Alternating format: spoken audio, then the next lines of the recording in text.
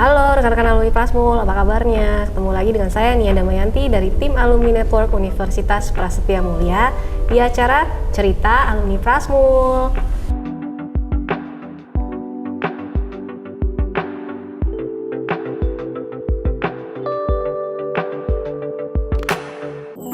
Pada siang hari ini bersama saya nih ya hadir salah satu alumni S1 Prasetya Mulia. Penasaran nggak siapa orangnya? Kita kenalan dulu ya. Halo. Halo. Ya, perkenalkan saya Tommy Yono. Saya alumni S1 Bisnis tahun 2010. Saat ini saya bekerja sebagai co-founder sekaligus Presiden Director dari Fintech PT Pindui Teknologi Indonesia, sebuah platform fintech untuk pendanaan usaha supply chain yang sudah berizin di OJK. Oke, nah ini sebelum kita ngobrolin tentang fintech nih ya, aku panggil Kakak Tommy aja ya. Kakak ya. Kak Tommy, sekarang kamu selain kesibukan jadi CEO-nya fintech nih ya, kamu sekarang lagi sibuk ngapain aja nih? Saat ini juga aktif di organisasi. Kita ada asosiasi sebagai fintech pendanaan bersama Indonesia, ada asosiasinya namanya AFPI. Di situ aktif sebagai salah satu pengurus juga, seperti itu. Biasa nih ya, berarti orang dalam nih ya. Harus aktif membangun industri, ya. Karena industrinya masih baru, industrinya masih baby kalau dibandingkan industri finansial yang lainnya seperti bank, multifinance. Kita masih industri yang masih baru, jadi harus aktif semua membernya untuk membangun industrinya. Oke. Mungkin ada rekan-rekan alumni Prasmul ya yang mungkin masih nggak familiar gitu ya dengan fintech. Aku mungkin minta Kak Tommy untuk cerita sedikit tentang fintech nih Kak. Silakan. Boleh. Jadi kalau misalnya namanya fintech, kalau dengar fintech tapi depannya P gitu, fintech, bukan karena orang Sunda gitu ya, tapi karena mungkin kalau kita flashback, kita berdiri tahun 2018 gitu ya, berdiri tahun 2018, kita fokusnya memberikan pendanaan khusus pendidikan seperti itu. Jadi P-nya itu sebenarnya represent untuk pendidikan kayak gitu.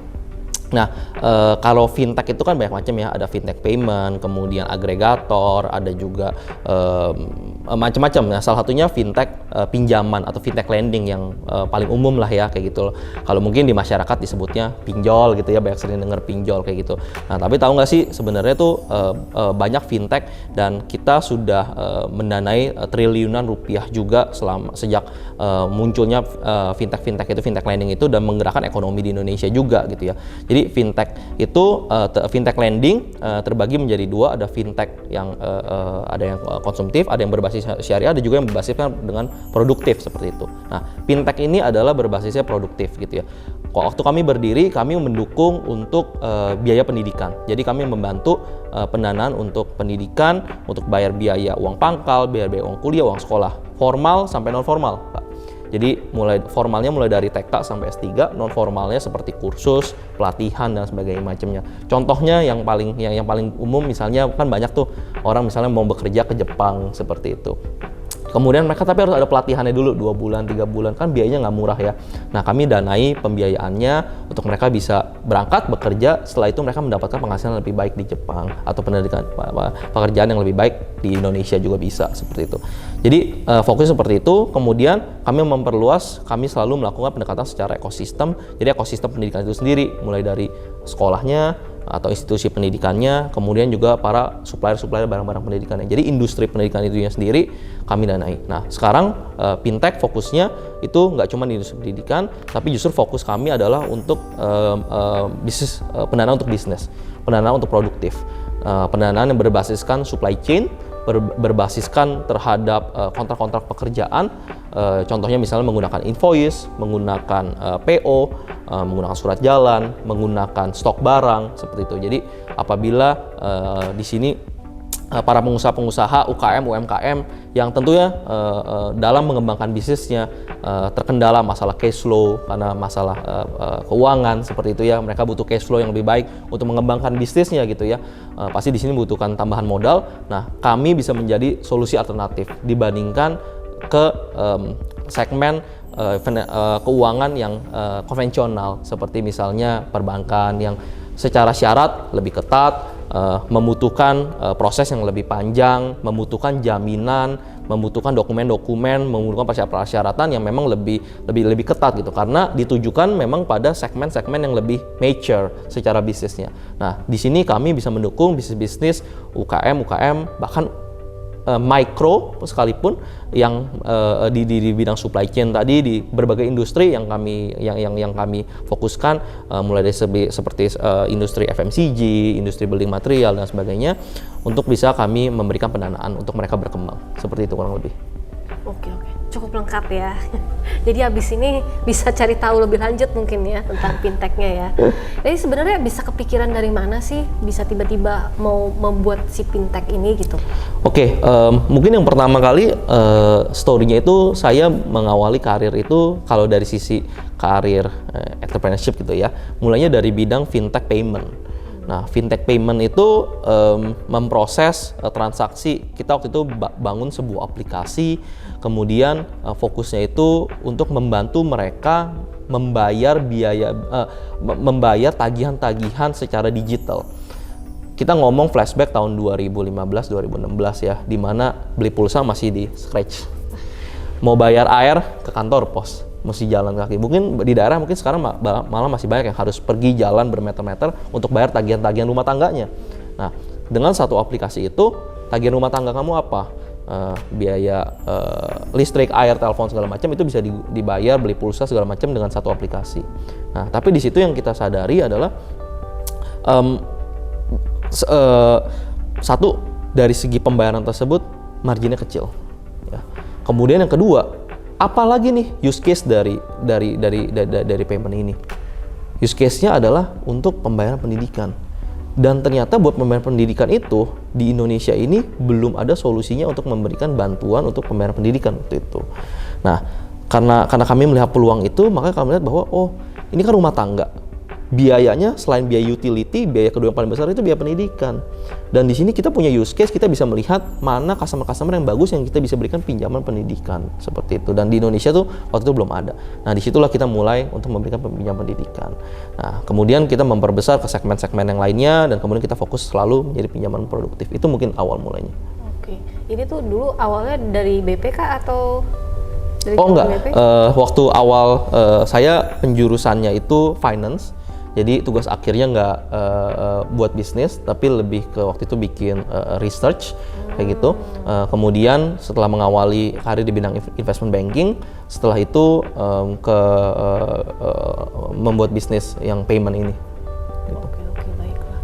Nah, dulu waktu pas kuliah di Praspul nih ya, sekarang kan pekerjaannya nih berbau-bau finance nih ya. Ini korelasinya positif nggak nih? Ada impact yang gimana nih menurut Kak Tommy? Menurut saya waktu di Prasmul gitu ya, waktu di kuliah, pengalamannya sangat menarik gitu ya. Kenapa saya bilang sangat menarik? Saya nggak akan highlight satu use case khusus ilmu ini dipakai gitu ya. Karena ya saat kita berkuliah kita diberikan fondasi, itu yang pasti gitu ya. Fondasi terkait dengan pengertian bisnis, pengertian function bisnis, baik itu mulai dari sales sampai keuangan sampai accounting segala macam, apalagi penjurusan kita di bidang corporate finance gitu ya. Tentunya memberikan basic foundations yang baik terhadap pengertian bagaimana sih sebuah perusahaan. Nah, cuma mungkin dari segi skalanya ya, karena balik lagi ini kan fondasinya, dan kita baik use case-nya perusahaan-perusahaan yang sudah mature gitu ya. Waktu itu mungkin saya masih ingat kita ada mata kuliah business valuation karena finance gitu ya. Yang kita valuasi perusahaan-perusahaan di bursa, ya sangat jauh dong perbandingannya dengan skala kita bangun usaha dari bawah kayak gitu. Nah, tapi kita juga pada saat waktu itu saya semester 1 sampai 6 kurang lebih itu tuh bisnis. Jadi 6 ke 8-nya baru yang penjurusan di finance. Nah, 1 sampai 6 itu ada mata kuliah business creations, business development kayak gitu. Di situ kita punya kesempatan juga untuk bangun bisnis. Dan di situ jadi ada pengalaman real yang nggak cuman berdasarkan paper, ya kita bangun bisnis. Kita ada pengalaman komdev, bangun bisnis atau bukan bangun bisnis lah, mungkin lebih tepat menambahkan penghasilan alternatif baik buat warga di sekitar situ. Bagaimana kita berinteraksi dengan orang, bagaimana kita berinteraksi dengan tim gitu ya. Karena semakin kesini salah satu bekal yang paling berharga adalah interaksi dengan manusianya, Kak. Kayak gitu. Jadi Business is the number and so on, tapi kita dealingnya sama manusia gitu ya. Jadi waktu itu kita punya pengalaman habis creation, kita mengatur atau kita mengkoordinasikan tim kita tanpa digaji loh, tanpa dibayar. Benar nggak? Waktu pada saat kuliah, semua cuma punya tujuan yang sama, nilai. Mungkin ada pikiran, oh kita bisa untung segala macam, tapi kita tanpa gaji. Nah, bagaimana seninya kita bisa mengatur teman-teman kita sendiri tanpa digaji? Nah, menurut saya itu modal, salah satu modal yang sangat berharga ya di bisnis sekarang. Jadi bagaimana kita memanage tim saat ini itu banyak ilmu-ilmu yang berharga. Mungkin itu yang saya bisa share. Oke nih, lanjut lagi ke pertanyaan berikutnya nih ya. Ini kan sekarang udah era digitalisasi itu tuh udah banyak banget ya. Sekarang dikit-dikit udah banyak yang diganti sama robot ya. Yang lagi hype sekarang nih kita bahas AI nih ya. Ada ChatGPT, terus ada AI apa lagi ya. Kita cuma masukin beberapa musik gitu ya, langsung jadi musik baru gitu ya. Nah, kalau menghadapi yang kayak gini nih, menurut Kak Tommy nih, ini jadi satu ancaman atau jadi satu opportunity nih? Kalau Kak Tommy ngeliatnya gimana? Kalau menurut saya opportunity ya, gitu ya. Kenapa? Karena berdasarkan studi juga gitu yang saya pernah baca gitu ya dari McKinsey, bahwa sebenarnya disrupsi teknologi ini menimbulkan nggak cuman sebenarnya yang dihilangkan tuh bukan pekerjaan kalau menurut saya. Yang dihilangkan itu adalah task atau kalau bahasa Indonesia apa ya, kegiatan lah ya, kegiatan dalam satu fungsi dari pekerjaan gitu ya. Contoh misalnya HR gitu ya, dulu ada task kita untuk nge-create job descriptions. Sekarang dengan menggunakan AI kita cukup bilang saya membutuhkan job descriptions untuk posisi A, keluar tuh langsung, sangat baik sekali gitu ya. Itu kan meminimalkan pekerjaan sebenarnya. Jadi sebenarnya dari segi tasknya yang hilang, saya nggak ada lagi task untuk ngetik job description itu. Tapi pekerjaan untuk talent acquisitions itu terus ada. Nggak bisa dari AI menghilangkan interaksi human itu, nggak akan bisa kapanpun gitu. Karena interaksi human itu selalu ada gitu. Ada yang namanya chemistry, saat negosiasi dan lain sebagainya macamnya. Itu akan selalu ada. Dan juga menimbulkan pekerjaan baru. AI ini kan harus ada yang memelihara, harus ada yang mendevelop, harus ada yang memaintain. Nah, itu semuanya kan jadi pekerjaan baru yang tadinya nggak ada. Mana ada zaman 10 tahun yang lalu pekerjaan untuk developer AI atau misalnya UI UX untuk atau QA untuk AI, kan nggak ada zaman dulu. Tapi sekarang karena AI ini semakin meningkat ataupun teknologi apapun itu, jadi ada pekerjaan-pekerjaan baru. 20 tahun yang lalu kita nggak dengar namanya developer, yang namanya software engineering. Kita nggak dengar yang namanya QA tadi misalnya, atau project manager, product manager, itu nggak ada zaman dulu.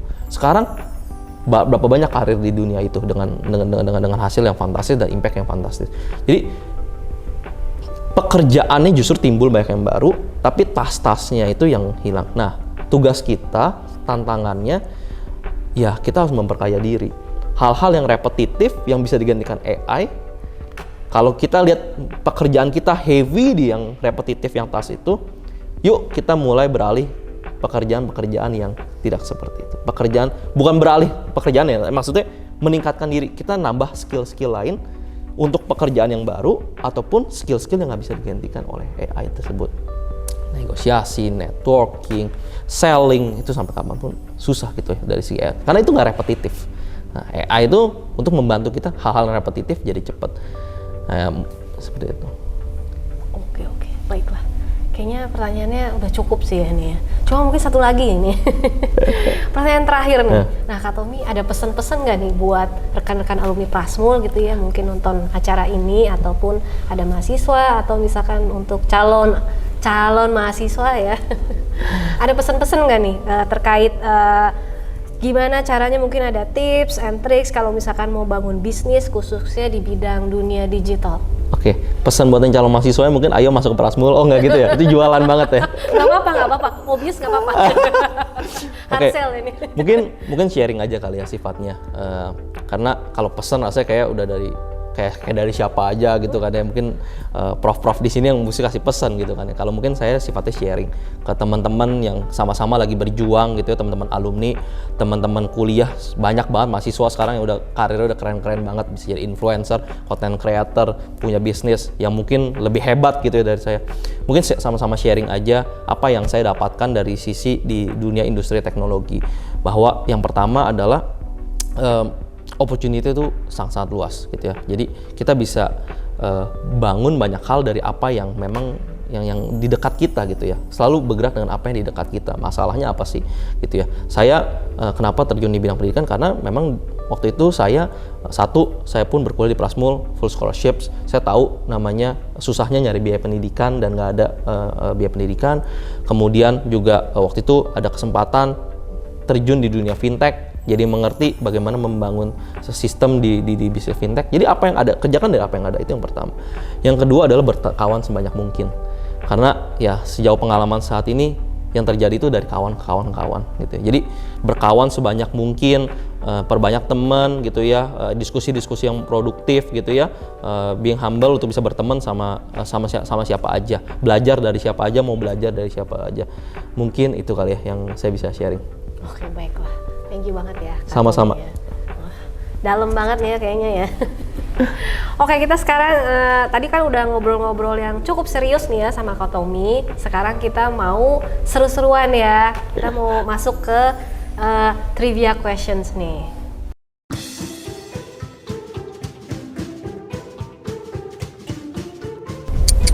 Elon Musk atau Bill Gates? Elon Musk. Android atau iOS? iOS. Jadi orang jenius atau kreatif? Kreatif. You serious? Pilih Miley Cyrus atau Taylor Swift? Taylor Swift. Kenapa Superman celana dalamnya di luar? Belum kering. Spot paling favorit dulu waktu pas kuliah di Prasmul? Kantin. Pilih bubur diaduk atau nggak diaduk? Diaduk. Kalau dikasih kesempatan buat punya superpower, kamu mau milih bisa balik ke masa depan atau balik ke masa lalu? Masa depan. Oh my god! Oh, warna favoritnya Elsa? Elsa? Siapa Elsa?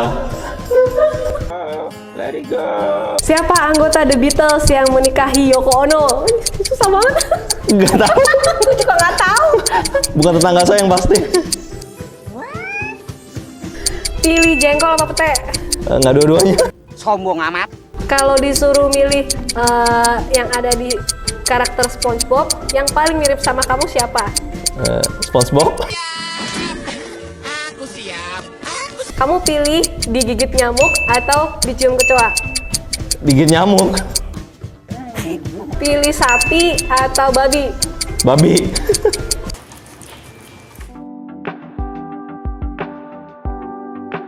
Bukan cerita alumni Prasmul nih kalau kita nggak nge-challenge alumni kita nih. Nah, karena Kak Tommy ini expertise-nya kan ya sepertinya di bidang digital ya. Kita pengen minta Kak Tommy ini untuk membuat sebenarnya ini ya challenge-nya, kalau misalkan Prasmul nih ya dibikin jadi digital, itu mau dibikinnya kayak apa sih Kak? Dibikin digital gitu ya. Mungkin ini serangan mendadak banget ya, serangan fajar gitu ya. Nggak ada persiapan, kayak elevator pitch gitu ya. Mungkin yang kebayang adalah apa yang, ya, balik lagi tadi, apa yang udah ada di Prasmul gitu. Satu hal adalah di sini banyak anak-anaknya kreatif-kreatif, kita dituntut untuk melakukan sesuatu inovasi, membuat bisnis, bekerja gitu ya. Kenapa nggak, dan di dunia kerja itu kita mengerjakan segala sesuatunya kebanyakan pakai software gitu kan ya. Kita let's say pembukuan kita ada software sendiri, kemudian untuk hiring kita ada software sendiri, kemudian ada misalnya juga untuk bahkan komunikasi aja kalau di dunia tech itu kan kita kebanyakan pakai Slack gitu ya, ngobrolnya kayak gitu. Jadi kenapa nggak membiasakan anak-anak kita gitu, mahasiswa, anak-anak kita kayak tua banget gitu ya, mahasiswa-mahasiswa bisa langsung menggunakan software memang diciptakan oleh Prasetya Mulia, yang software yang dipakai di dunia kerja gitu ya. Misalnya contoh terkait dengan CRM, kemudian terkait dengan pembukuan. Nah, satu software itu full suite dari end to end, dari mulai administrasi, kemudian data HR, kemudian juga data dari sisi penjualan, pembelian, data kemudian di transfer data ke financingnya gitu loh. Nah di situ kan setiap bisnis yang ada di Prasmul bisa menggunakan software itu gitu. Jadi anak-anak mahasiswa kalau dia mau bikin bisnis, let's say jualan bakmi gitu misalnya, ya dia pakai software itu untuk bisa mereka juga bisa melihat gitu perpindahan datanya seperti apa. Nah Prasmul secara langsung juga bisa mendapatkan data-data itu gitu kan. Jadi tahu kekurangan bisnis ini tuh seperti ini nih. Anak-anak kita tuh bisnis yang lagi tren tuh seperti ini. Dan itu mungkin bisa dipakai terus sampai mereka mengembangkan bisnisnya, diberikan misalnya let's say secara kalau nggak gratis, murah banget gitu kan misalnya. Nanti data itu akan sangat berharga gitu ya. Nanti datanya itu bisa diajukan untuk ke pemodal dan lain sebagainya. Itu sih mungkin yang serangan fajarnya yang saya kepikiran gitu ya. Secara digital Prasmul bisa mengembangkan feature itu. Jadi itu bisa menjadi jembatan yang baik untuk anak-anak kita, untuk mahasiswa ke dunia kerja, ke dunia perusahaan digital yang udah terbiasa menggunakan software itu kayak gitu. Oke. Good idea ya. Langsung ditembak, langsung kepikiran aja ya emang ya. Kalau saya ditanya kayak gitu udah apa ya? Oke, baiklah. Ini nggak berasa ya, kita ngobrol udah cukup lama nih ya. Kayaknya udah berapa jam nih ya kita ngobrol ya? 2 malam. 2 malam, 2 hari 2 malam ya. Oke, baiklah. Ini aku tutup aja nih ya, karena kita udah ngobrol cukup lama nih, udah mulai pada bosen nih ya, nanti pada ketiduran semua lagi. Thank you banget nih untuk rekan-rekan alumni Prasmul yang udah mau dengerin obrolan kita hari ini nih ya di Cerita Alumni Prasmul bersama Kak Tommy Yuwono. Semoga rekan-rekan semua nggak pernah bosen ya untuk keep up dengan cerita-cerita dari Cerita Alumni Prasmul di acara-acara kita berikutnya. Nah ini buat penutup nih ya, Kak Tommy ada kata-kata penutup mungkin? Go Prasmul. Singkat, padat, dan jelas ya. Go Prasmul. Oke, baiklah gitu. Sampai ketemu lagi di Cerita Alumni Prasmul berikutnya. See ya. Thank you.